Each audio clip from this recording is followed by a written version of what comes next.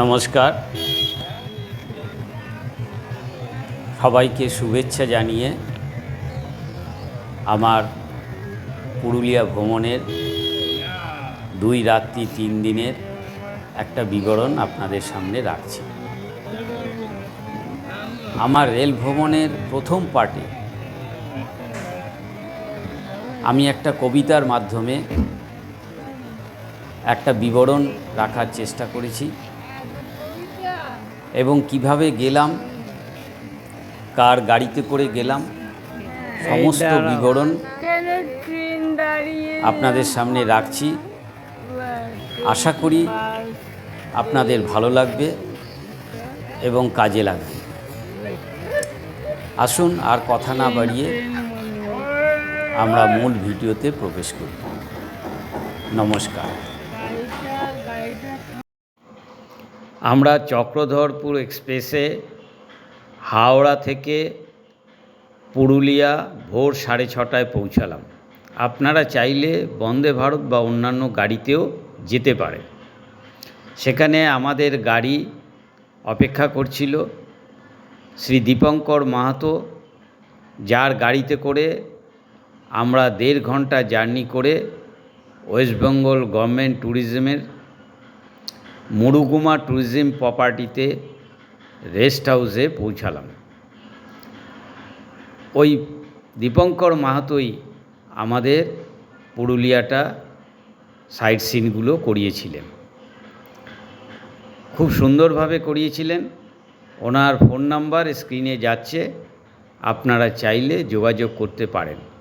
শেষে আমরা পুরুলিয়ার ছৌ নৃত্য আমরা দেখেছিলাম, সেটা আমরা শেষে দিলাম, আপনারা উপভোগ করতে পারবেন। সারা রাত ট্রেন জার্নি করে আমরা এবার মুরুগুমা ট্যুরিজম প্রপার্টির ওয়েস্ট বেঙ্গল গভর্নমেন্টের রেস্ট হাউসে প্রবেশ করছি।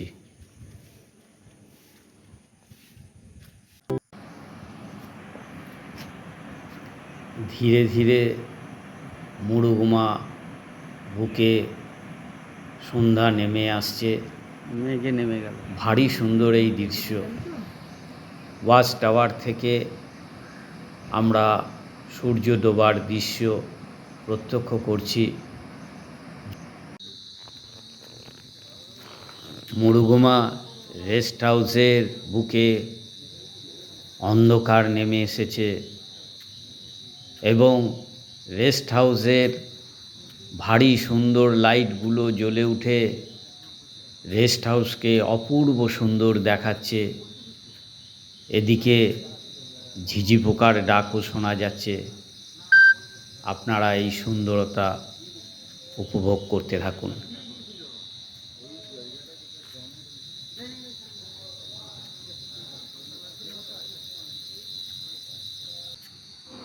কটেজগুলো রাতের আলোকে ভারী সুন্দর লাগছে, যেন এক মায়াবী পরিবেশ সৃষ্টি হয়েছে।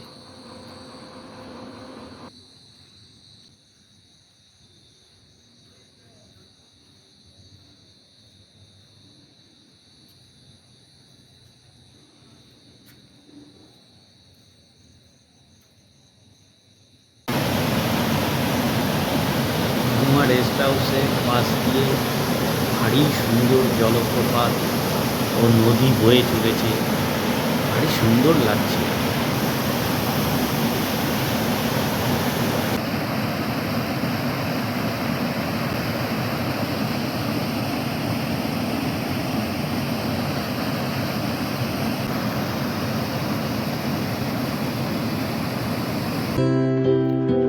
আজ আমরা মুরুগুমা ট্যুরিজম প্রপার্টির কয়েকটি টুকরো টুকরো অংশ তুলে ধরলাম। খুব সুন্দর এই অংশগুলো, ভালো লাগবে আপনাদের।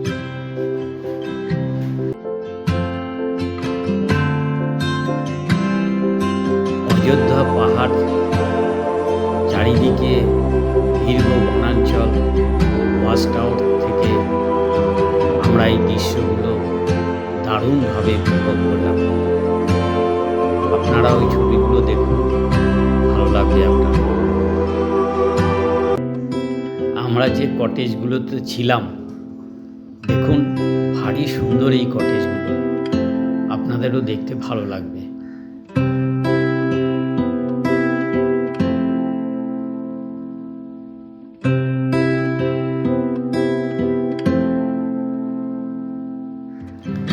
আমাদের কটেজের পাশেই এই সুইমিং পুল।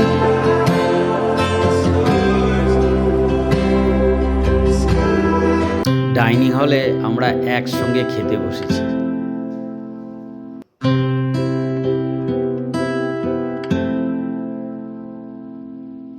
আমরা সন্ধেবেলায় একসঙ্গে লনে বসে আছি। কদিন বাদে এই সুউচ্চ পাহাড়ের উপরে সুইমিং পুলে মন প্রাণ জুড়িয়ে গেল।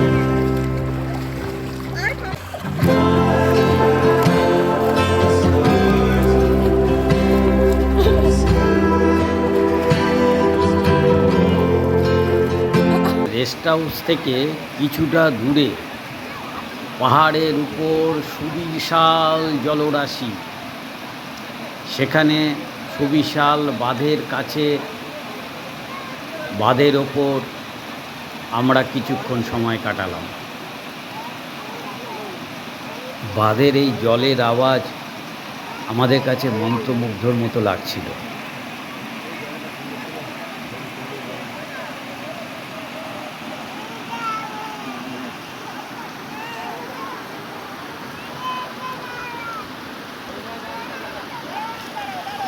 আমরা এখানে লোকাল কিছু খাবারের স্বাদ গ্রহণ করে দেখলাম, ভারী সুন্দর লাগলো এই খাবারগুলো খেতে।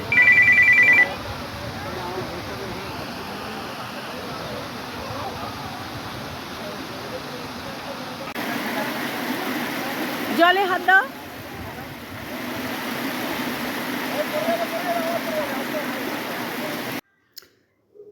এই বাঁধের কাছে আমরা বিভিন্ন রকমভাবে ছবি তুললাম। এত ভালো লাগছিল যে এখান থেকে যেতে মন চাইছিল না। আমরা মুরুগুমার সৌন্দর্য উপভোগ করতে পাহাড়ে উঠতে থাকলাম। আমাদের সঙ্গে এক ষাঁড় মেয়েও উঠে এসেছিল। যতক্ষণ আমরা ছিলাম ততক্ষণ সে আমাদের সঙ্গে ছিল।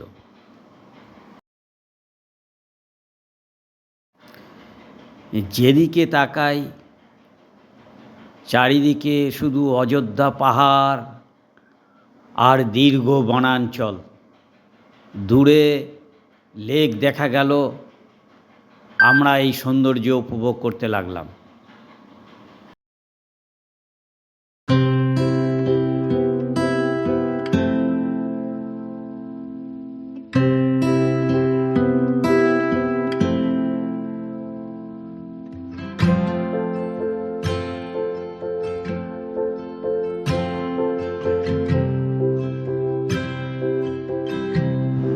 চারিদিকে শুধু প্রাকৃতিক সৌন্দর্য আর সৌন্দর্য, আমাদের চোখ জুড়িয়ে গেল।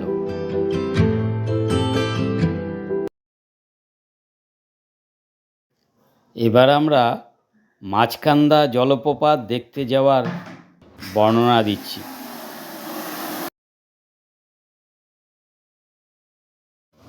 চলার পথে দেখলাম এলাকার মানুষ একপাল গরু নিয়ে আসছেন।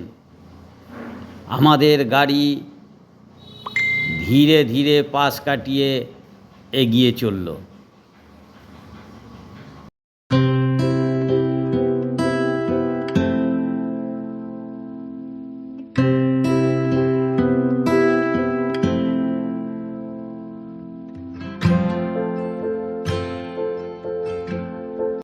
আমরা এবার গভীর জঙ্গলের ভেতর দিয়ে ধীরে ধীরে এগিয়ে চললাম।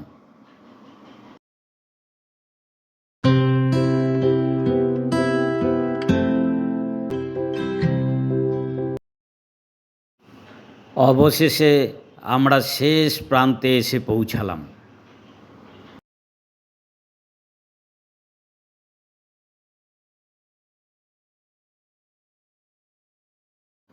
ভারী সুন্দর এই মাছকান্দা জলপ্রপাত।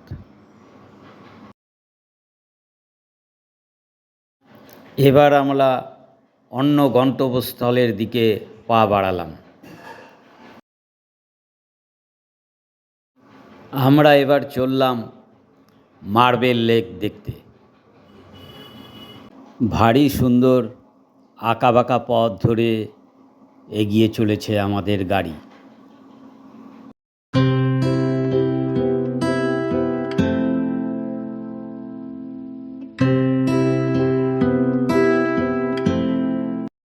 অবশেষে আমরা এসে পৌঁছালাম মার্বেল লেকের গ্রামে। সুউচ্চ পাহাড়ের অনেক নিচে দীর্ঘ জলরাশি। ভারী সুন্দর দেখতে লাগছে এই জল।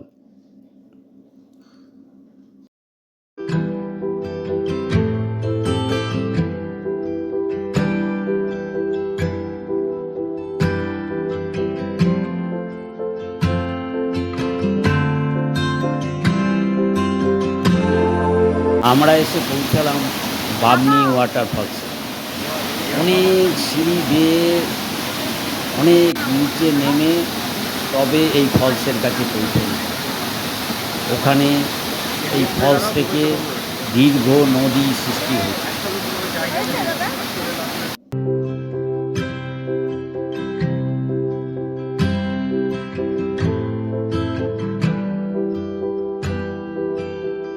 আমাদের গাড়ি এবার ছুটে চলল আপার ড্যামের দিকে। দীর্ঘ এই ড্যামের ওপরে দিয়ে আমাদের গাড়ি ছুটে চলল। আমরা এই ড্যামের ওপরে নেমে দীর্ঘক্ষণ সময় কাটালাম। সুদীর্ঘ জলরাশি, চারিদিকে অযোধ্যা পাহাড়ে ঘেরা এই সৌন্দর্য উপভোগ করতে লাগলাম।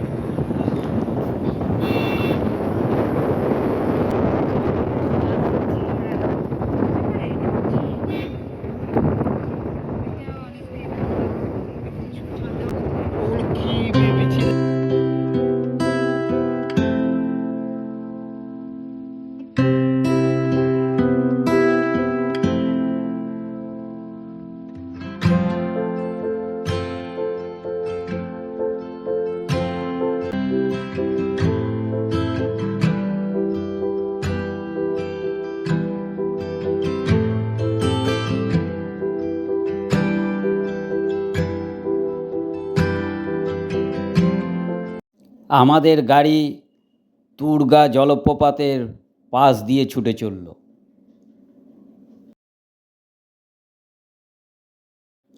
আমরা এবার লোয়ার ড্যামের সৌন্দর্য উপভোগ করলাম।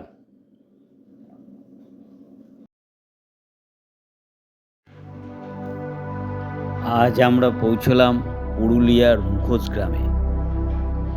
এখানকার অধিবাসীরা কম বেশি সকলেই মুখোশ তৈরির সঙ্গে যুক্ত।